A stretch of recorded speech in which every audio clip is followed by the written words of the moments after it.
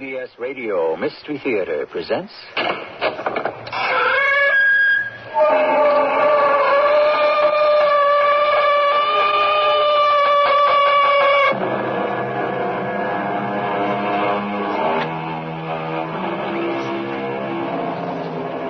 Come in. Welcome. I'm E.G. Marshall. In our theater of the mind and its mysteries, we have raised the curtain on tales of man against man, man against the unknown, against fate, misfortune, and evil, but never an account of one man against an entire country. Today, the incredible yet true tale of Émile Zola, writer, his battle against France to vindicate Alfred Dreyfus, unjustly sentenced to Devil's Island to pay for another man's treason. Dreyfus, the evidence against you is overwhelming. Do you confess? I have nothing to confess. I did not write that memorandum. You must confess. Inspector, put your revolver on the table. Dreyfus, the honor of the army demands you use that revolver on yourself. We shall give you 5 minutes. You ask me to commit suicide for the honor of the army? Don't be ridiculous. I don't care what you do with me. I have my own honor to defend.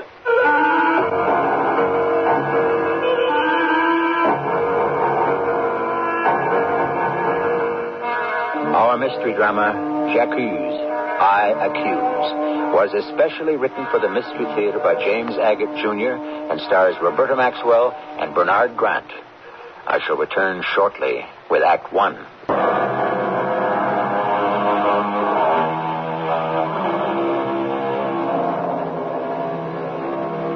The first character to appear upon our stage is Ferdinand Esterhazy, a man who preferred to call himself Count. He dreamed of being a great soldier, but his nature was that of a great swindler. A lieutenant in the French army, he married for money to cover his gambling debts, resorted to every trick in the book to cheat. And when our play opens, he is cultivating the friendship of a German colonel at the German embassy. Esterhazy, you have made us an interesting and unusual offer. You are not the first military attaché from the French who has offered us secrets. I should be able to furnish you with important material 2-3 times a month, such as what I brought you last week. Well, that is up to you. I advised Berlin, and they looked into your background and have authorized me to proceed with business arrangements. What you delivered last week, Berlin found satisfactory, and so here is an envelope containing 1,000 francs. 1,000? Is that all? Consider it a down payment if you wish, but in order for us to continue to pay you, we shall expect far more important data. Colonel Schwarzkoppen, I shall do my best. Let us hope your best is good enough.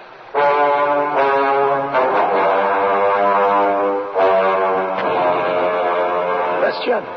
Yes, Major Henri? I hope you have brought me here for something important. You know, I'm on leave and not due back at counterintelligence for another week. Major, I would not have interrupted your holiday if I did not think so. That's why I left word at your apartment. Well, can we get on to why you wish to see me, huh?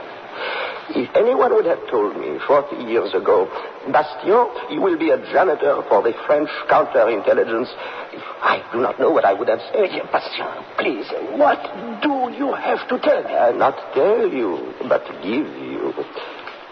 I took this torn-up memorandum from Colonel Schwarzkoppen's wastebasket last night. Mm-hmm. It is written in French, not German, so I thought the Major should see this right away.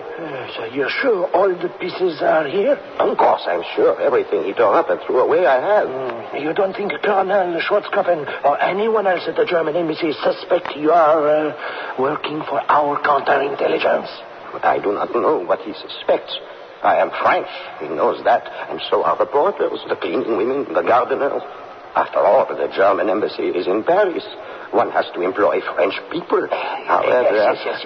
like most Germans, he does not credit the lower class with much intelligence. Mm-hmm. He thinks we working people, all we care about is bread and sleep. You just keep on doing your duty, huh? Emptying waste baskets.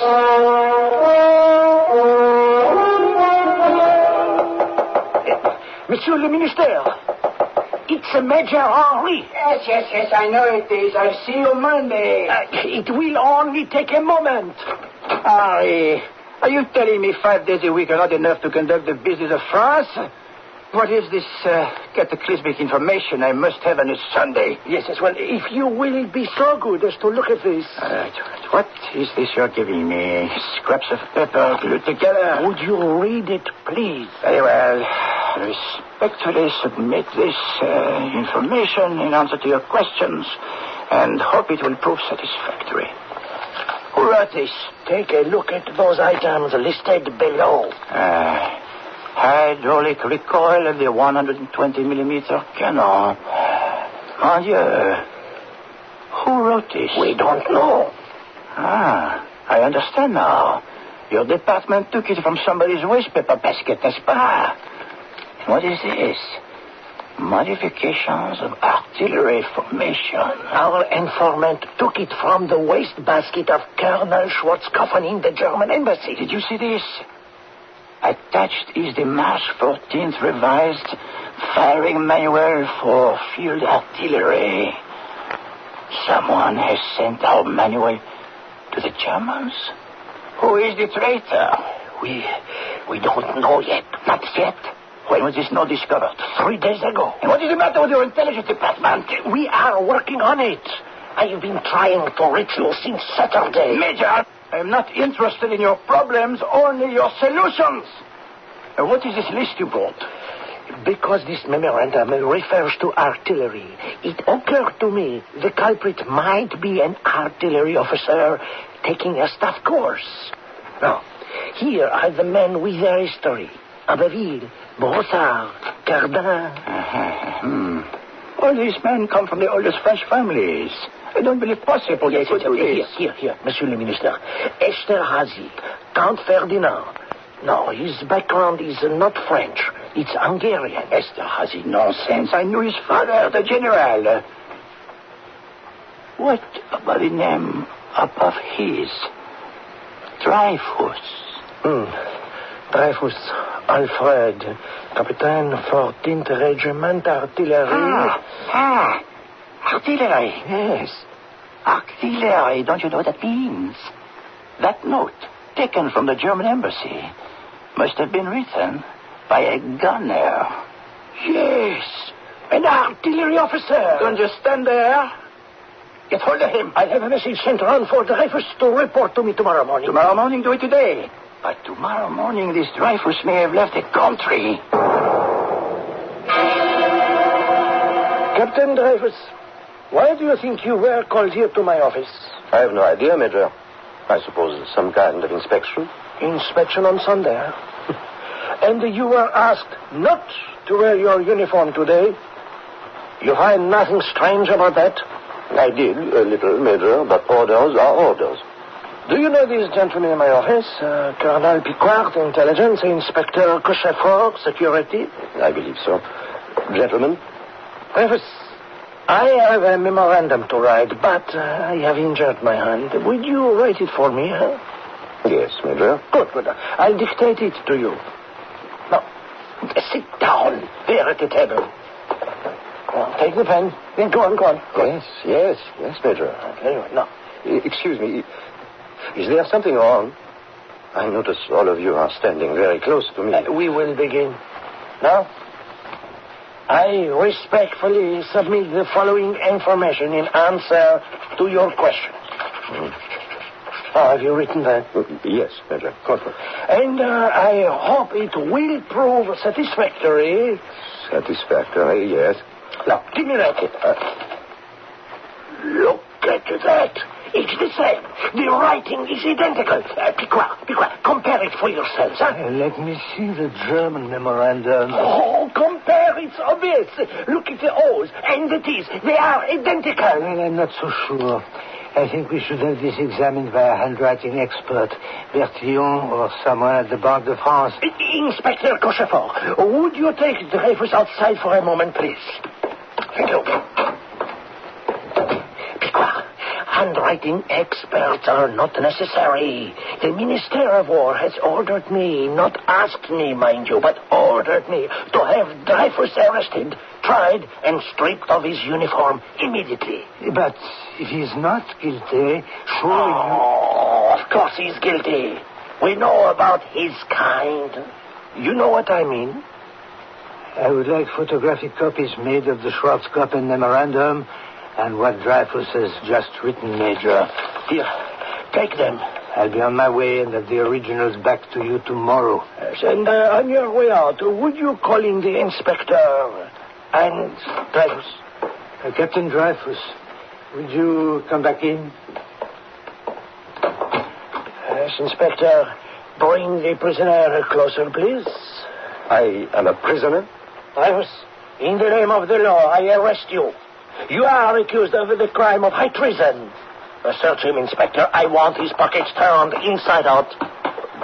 What are you doing? You're ripping my suit. You would be wise to stand perfectly still, Dreyfus. There's nothing on him, Major Henri. Nothing? Well, that's suspicious in itself, isn't it? It's my brown suit. I haven't worn it for months. What is this evidence you have against me? The evidence is overwhelming. Do you confess? Dreyfus, you hear me? Do you confess? But I have nothing to confess. Stubborn and stupid. Inspector, is your revolver loaded? Yes, Major. Place it on the table in front of the prisoner. Dreyfus, you will obey the code of the army and use that revolver on yourself. We shall leave the room. You needn't go, Major. You asked me to commit suicide. I have no intention to. It would be an intolerable admission of guilt. You accuse me, but of what? For some reason, some despicable plan has been hatched against me. Oh, not against France, huh? But against you. No, I shall not use this revolver. I intend to live to prove my innocence.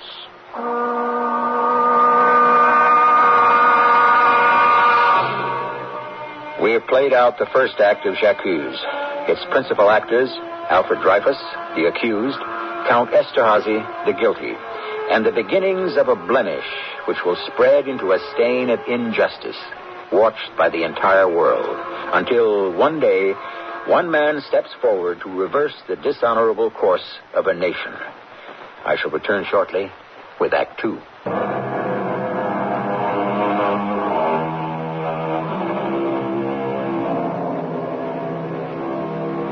In the great scheme of man's history, there are those whose actions ignite a fuse, and there are those who catch fire, and the conflagration torches the world. Such was the case of Alfred Dreyfus, who touched off the conscience and indignation of France's greatest writer of the time, Émile Zola.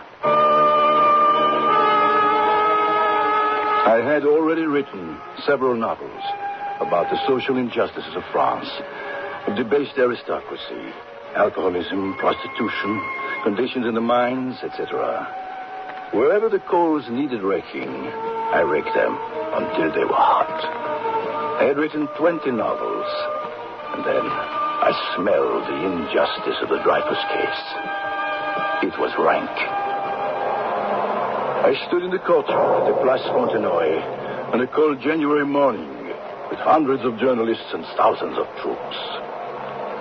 In the name of the people of France, you, Alfred Dreyfus, having been found guilty of the crime of treason by unanimous vote of the court-martial, shall be paraded before the garrison of Paris and there publicly degraded and dismissed from the service. I saw this slim figure of an officer standing straight, eyes clouded, while the sergeant tore from his uniform epaulettes, braid, and medals. Dreyfus, he unsheathed his sword and handed it over. It was snapped in half and tossed into the dirt. You have forfeited your right to bear arms forever. You are deprived of your rank as unworthy of wearing your uniform. Alfred Dreyfus, deportation for life. I am innocent. I swear that I am innocent. Vive la France! It was incredible that the man who supposedly had betrayed France now shouted his loyalty. Vive la France! When you have lived among evils as long as I have, you know the honest truth when you hear it. It rings clear as a bell.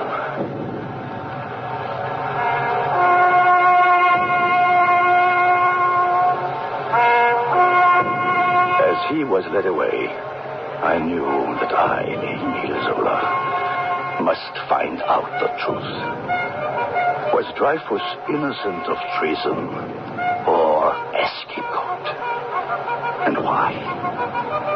I went to see his wife, Lucy, who reenacted for me her last hours with her husband. Alfred, you're here. You're alive. They came here to search the house, and they said nothing. Oh, my darling, I thought you'd been killed. Lucy, I'm accused of high treason. You? You? Who says this? Major Henri of Counterintelligence, the Minister of War himself. Lucy, I'm almost crazy. They said I had only 5 minutes to say my goodbyes. Could it be because we are Jewish? I cannot believe the whole army would make up such a vile lie because of that. What are they accusing you of? Having given secret documents to the Germans. But how? They never told me that. What documents? They didn't tell me that either. Yes. I must go, Lucy. I am being deported. When will I see you again? I don't know. Sometimes I've heard they deport the whole family. We will be together. Alfred, what will happen? We have to believe, in the end, the truth will prevail. In the end? But when is that? Yes. Alfred, was there no one on the general staff? No one who spoke for you? One man, but he didn't say anything other than he was not sure the handwriting was mine. What did he mean? Something I am supposed to have written, but he was not sure. What was his name? He's next in line in counterintelligence. Did you ask me his name? Oh, my poor darling. Colonel Georges Picard. I made Lucy Dreyfus promise to come see me as soon as she had some word from her husband. Georges Picard. That name rang a loud bell in my memory. I knew him from the old days, but he was difficult to see now. And in the 1 month Dreyfus was imprisoned at Saint-Martin, Georges was suddenly promoted to head of Army Intelligence. Emile, you have to forgive me. I know you have been wanting to talk to me for weeks, but this Dreyfus business gets more and more dangerous. Georges Picard then told me of a disastrous meeting he had just had with the Minister of War. Compare them yourself, Monsieur le Ministre. Bertillon assures me it is Dreyfus's handwriting, and that's enough for me. It is not enough, sir. Bertillon is a fool, or lying, or deranged, and I can prove it. Let me show you. You are saying, Picard, this third memorandum, also fished out of the German embassy West Basket, resembles the first. Resembles? It's identical. I've never been convinced, all the way through the court-martial, never, that Dreyfus is capable of betrayal. Now, with this, I know the real traitor. Who is he? Ferdinand Esterhazy, 74th Infantry Regiment here in Paris. I knew his father. He was a general. Impossible. I have additional evidence. There are certain types more prone to crime than others. The history of Esterhazy confirms this. His gambling, his debts. I've had the man followed. He's identified as always in need of money and would do anything to get it. This is the guilty man. Dreyfus is innocent. Picard, I cannot sit here and listen to this. I tell you, you are talking out of turn. Your investigation of Esterhazy was presumptuous and not what you were ordered to do. I'm Chief of Intelligence. I give the orders in these matters. Don't you understand, Picard? We cannot have another treason trial. If Dreyfus is innocent, you wouldn't free him. He is going to be sent to Guyana. It has been decided. You mean Devil's Island? Precisely. Devil's Island is a leper colony. We are getting rid of the lepers. And in a few weeks, it will be ready for incorrigible French convicts. You would let an innocent man rot on that island? Will you think as a Frenchman for a moment? If we should admit a mistake has been made, the General Staff would be the laughingstock of every national army in the world. We owe it to France to drop the entire matter. The man has been court-martialed, convicted, and sentenced for life. You're murdering him. No one will know a thing, Piquois, so long as you keep your mouth shut. And you will do just that. It was hard to believe what Georges told me. That a mere 100 years after our revolution, that a man could be convicted of lies. Nor could I believe it was mainly because Dreyfus was a Jewish officer, and there were anti-Semites in high army places. Lucy Dreyfus came to see me. Monsieur Zola, you said the moment I heard from Alfred I should tell you. He has been taken to Devil's Island. I know, my dear. You have a letter from him? 2 months I've waited for this. My dearest Lucy, until now I used to believe in the logic of things and events, in human justice. Whatever was bizarre penetrated my brain only. I can't go on. Try. Take a breath. Penetrated my brain with only the greatest difficulty. Alas, my darling wife, what a total collapse of all my beliefs. Honor is my life, and family dishonor worse than death. There is a little more, Monsieur Zola. On this island of devils, I must order my life at a regular time to survive. I am up at 5:30, then heat water for tea or coffee. At 8, the guard brings me my rations. If there is meat, it must be cooked right away, or it will spoil in the heat. At 9, breakfast, then clean up, wash my clothes, chop wood. Then I write in my diary, or a letter to you. I spend hours staring at the sea, trying to understand what has happened. The more I try to understand, the more I realize the greatest weakness of the government's case was the handwriting. How did they prove it was Dreyfus's hand? Major Henri received me at the War Office. Well, my dear Zola, you must remember, I was acting under orders from the Minister of War. But it was you who decided about the handwriting. No, I wasn't sure. I consulted 3 handwriting experts. Gobert of the Bank of France, Pelletier, and Bertillon of the Prefecture of Police. And what did they tell you? Well, they all agreed. It was Dreyfus' hand. Major, that is not exactly what the experts tell me now. Gobert has serious doubts, and did then. So did Pelletier. And he told you so. You are sure? What about Bertillon? An idiot. He may know something about the science of human measurements, but nothing about graphology. I don't think you realize the extent of your sin, Major. France will read what I write about it. Monsieur Zola, there must be some mistake. Some mistake, indeed it is. If you and the General Staff have condemned an innocent man, these flimsy lies, you have all made the greatest mistake of your lives.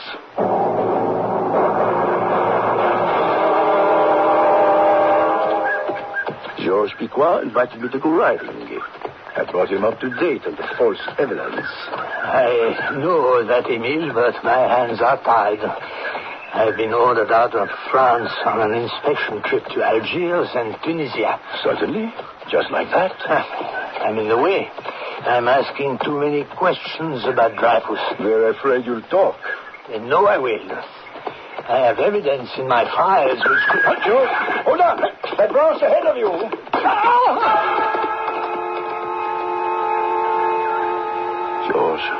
George. What happened? Your horse started up as if he'd seen a ghost and ran you right into that overhanging branch. Emil, this is a warning to me. If, while I'm in Africa, something more serious happened than being thrown from a horse, I am the only one who has the hard evidence of Esterhazy's guilt. Emil, I will have to break the code of silence of the army. But I want you to see that evidence. So do I.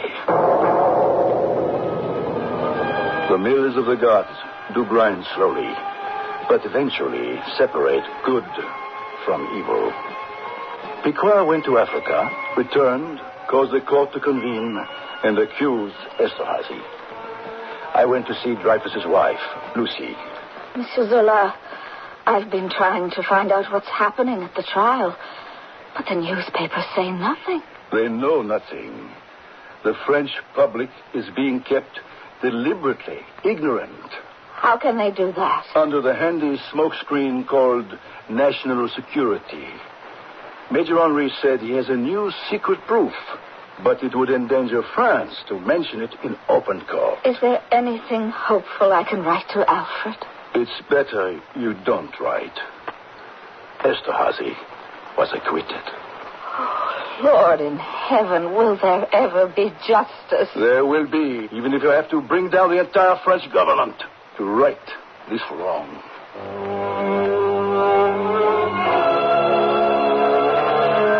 Not many men in history have been condemned to a living death, and fewer still who risked everything so that truth would outbalance falsehood. But it takes only one man, not even an atlas, to move public thought 1 inch until it gathers momentum and, like a juggernaut, destroys every lie in its path. Such a man was Émile Zola. I shall return shortly with Act 3.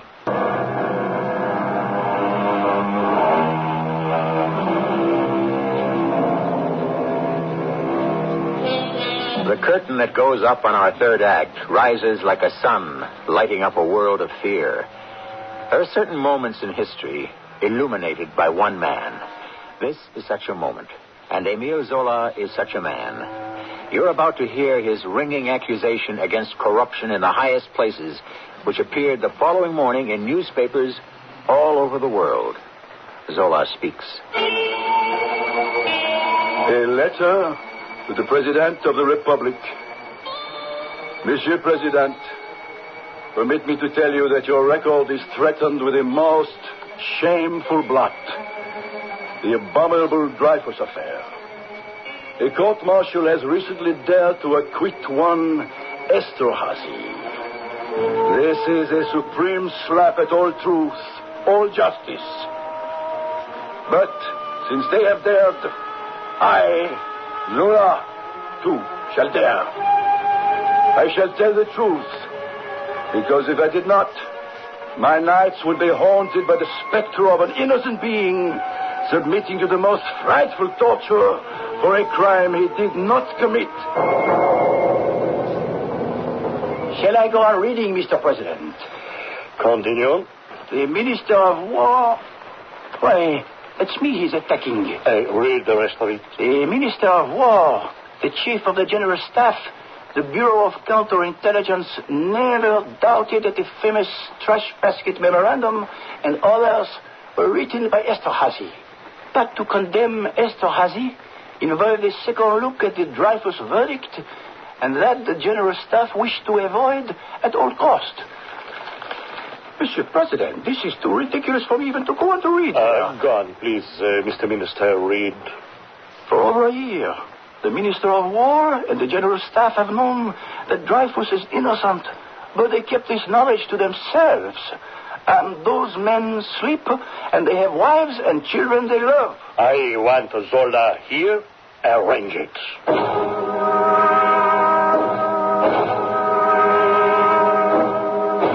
Monsieur President, if you wish to silence me, you may save your breath. You have made several serious accusations against the army, the corruption of which you accuse many in government. does not extend to this office. That is why I addressed the open letter to you. Are you going to be making more accusations? Would you care to hear tomorrow's installment in the world press? Yes. I accuse Major Henry of the counterintelligence of having been the agent of the affair and continuing for 3 years to defend his deadly work through the most revolting machinations. I accuse the Minister of War of having concealed decisive proof of the innocence of Dreyfus. I accuse the Chief of Staff and his aides of being accomplices to one of the greatest crimes in history. I accuse the 3 handwriting experts of having made lying and fraudulent reports. I accuse the court-martial of Dreyfus of having violated all human rights by condemning a prisoner on testimony kept secret from him. All of this appears in tomorrow's newspapers. Why not? Well, there are laws against libel and slander. I am not worried. Yes, but you are accusing the French military of the most blatant cover-up in its history. Can you or I be party to that? Thank you for coming to see me. But I warn you, when your accusations are read tomorrow, there is danger. There are hotheads all over France. Are you telling me there is anti-Semitism? And if Zola defends Dreyfus, he must be a Semite? I hope you won't find prejudice in the courts. I'll chance it. Let those I have accused take me to court. Let there be an inquest in the full light of day. I wait for them. I did not have to wait long. On February 7th of 98, I stood trial in the Palais de Justice on the charge of accusing the Esterhazy judges of acquitting a traitor on orders of the government. The court is adjourned for the day. Would you let me through, please? Monsieur Zola? Madame Dreyfus, I saw you in the gallery. I've been here since the trial began. It's not fair.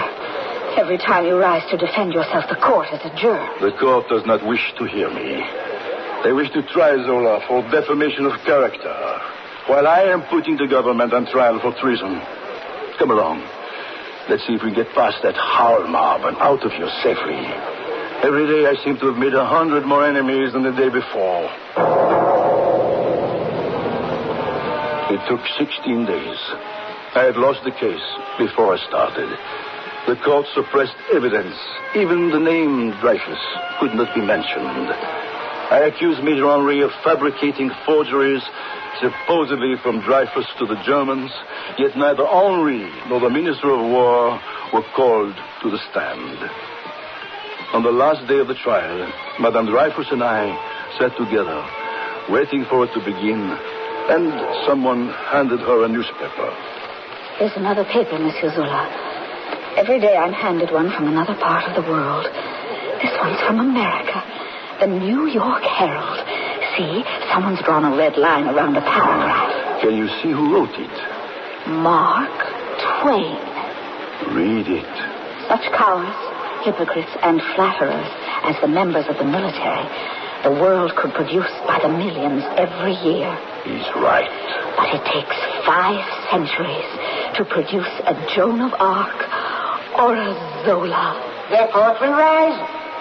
Emile Zola, do you have anything to say before sentence is passed? Yes, if it please the court.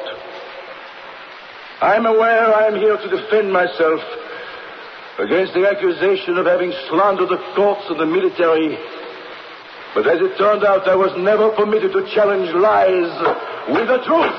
Zola! Gentlemen of the jury, not only is an innocent man on Devil's Island crying for justice, but a great nation, our beloved France, is in desperate danger of forfeiting her honor. Monsieur Zola, have you finished? Are my last words to be stifled as well? No! I am not done. A judicial blunder has been committed. An innocent man condemned. A guilty man acquitted. And today you are asked to condemn me because I rebelled at seeing our country traveling on this terrible course. Dreyfus is innocent, I swear. And I accuse those. I accuse.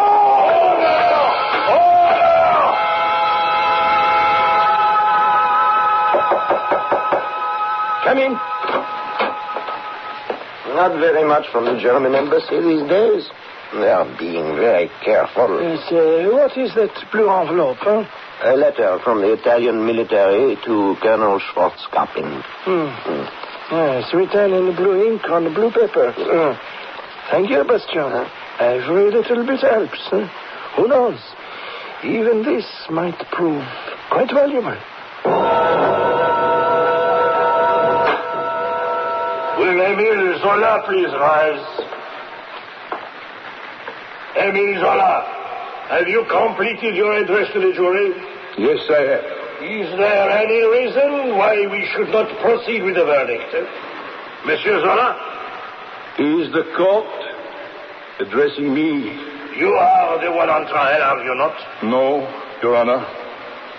It is not Zola, but France that is on trial. Emile Zola, the jury has found you guilty.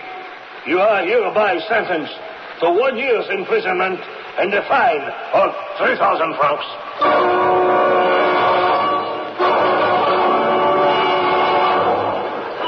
George, I can't go through with it. I can't leave France like this, running away with my tail between my legs. Emile, don't be short-sighted. What good are you to the cause spending 1 year in prison? What will people say? Zola was condemned, and he took the first train to Calais, and then the boat to England. Why should we believe a coward like that? You have the gift of words. Use them. Write from England. Keep writing. There's a poor man on Devil's Island who needs to hear your words.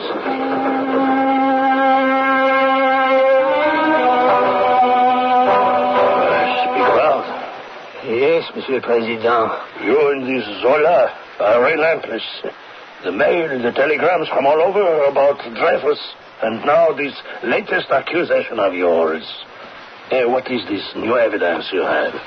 Let me show it to you. I found it in the secret files. This letter on blue paper? I can assure you before Dreyfus was tried, this letter did not exist. It is a forgery dated to a month before he was arrested. Can you prove that? I will.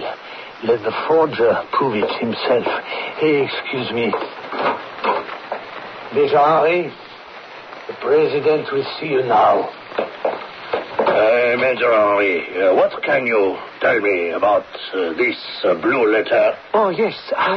Yes, I remember that one. It was from the Italian minister to the German ambassador, saying he warns him not to have any further dealings with Dreyfus. Did you know, Henri, that it is all a very clever forgery? No, that's impossible. I put it into the file myself. Well, it's been analyzed very carefully. There's no question that it's a forgery. The Italian minister himself said so. He never wrote about Dreyfus. My superiors were worried. I wanted to calm them. This blue letter came into my hands, and I said to myself, just change the date and add a sentence to prove what we already know, that the man is guilty. You decided that? I did it in the interest of my country. You are under arrest. Piqua, have this man taken away. I want a signed confession. I want a public acknowledgement. I want Dreyfus brought home and his honor restored. And if Esterhazy is the guilty one, I want him punished.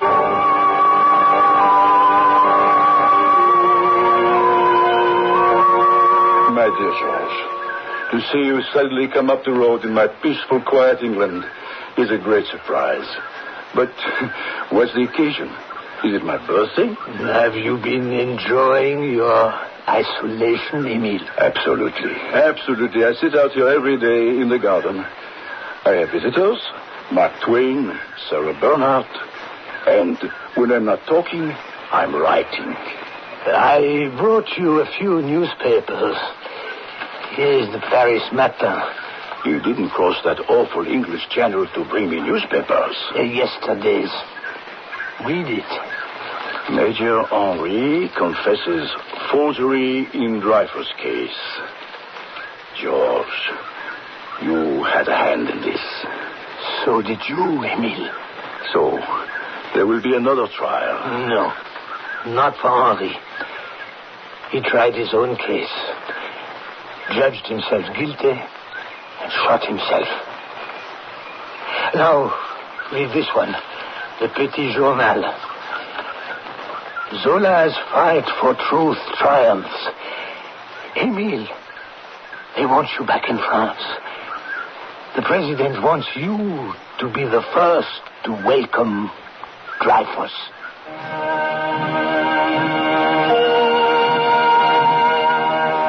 Alfred Dreyfus returned home, cleared of all charges. A proclamation of his innocence was posted in every French town, hamlet, and colony. He was promoted to the rank of commandant and was knighted to the Legion of Honor.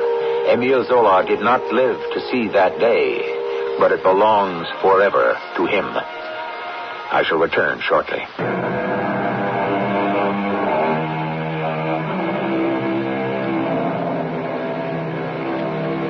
Émile Zola was not the first to rally against exploitation, dignity violated, or rights denied.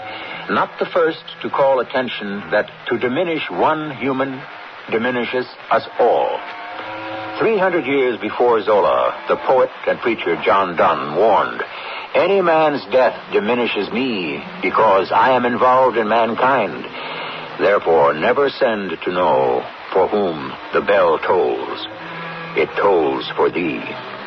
Our cast included Roberta Maxwell, Louis Turenne, Bernard Grant, Earl Hammond, and Robert Dryden. The entire production was under the direction of Himan Brown. This is E.G. Marshall, inviting you to return to our Mystery Theater for another adventure in the macabre. Until next time, pleasant dreams.